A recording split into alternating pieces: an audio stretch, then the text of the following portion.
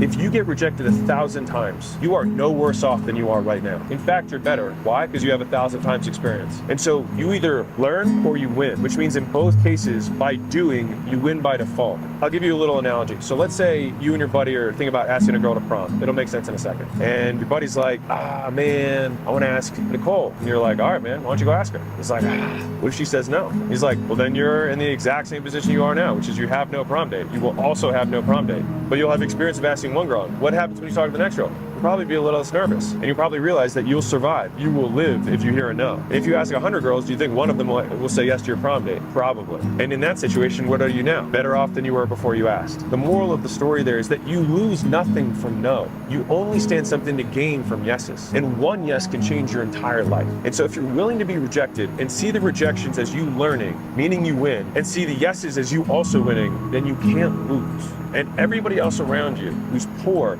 is going to convince you otherwise. They're going to be like, why are you still doing this? Man, stop bothering those people. Man, you're never going to get the job. And you need to readjust your expectations. Set your goals lower. Hey, that stuff's not for us, right? They're going to tell you those things. Because the thing is that you have something that I do not have and that many people won't have. Is that you have a hard fucking beginning.